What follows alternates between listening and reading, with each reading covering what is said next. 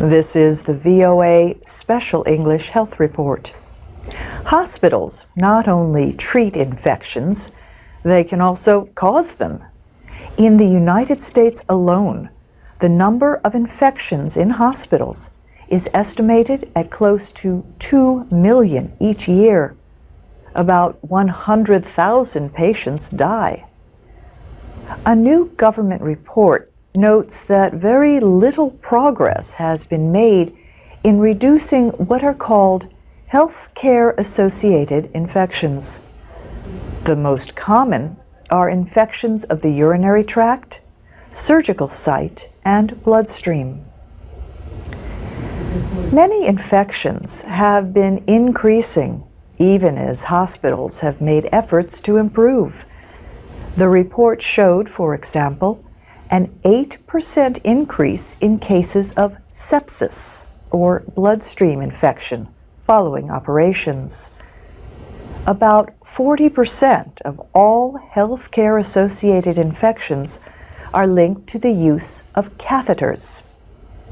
A tube is placed inside the body to collect urine, so the patient does not have to get out of bed.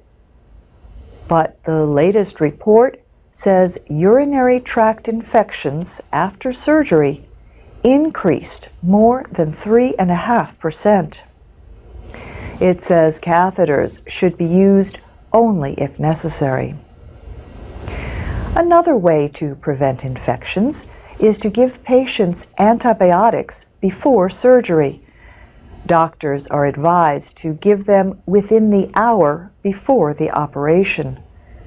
Patients who get antibiotics earlier than 1 hour are more likely to get an infected surgical wound.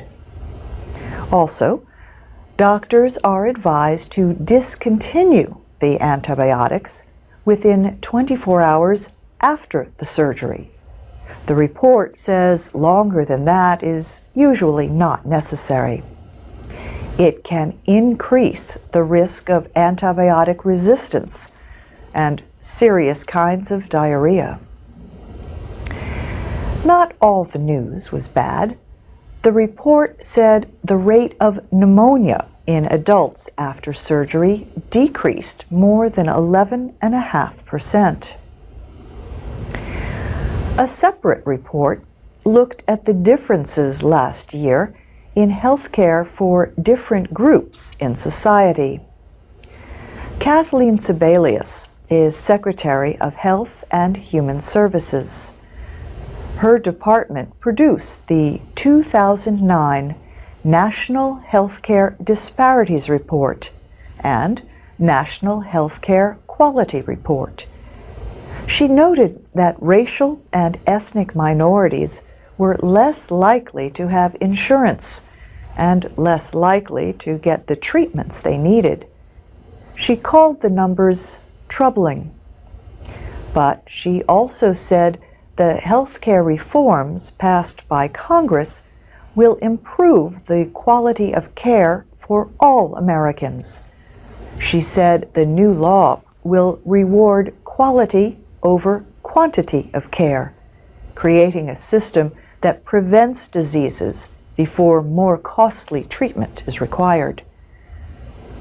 And that's the VOA Special English Health Report.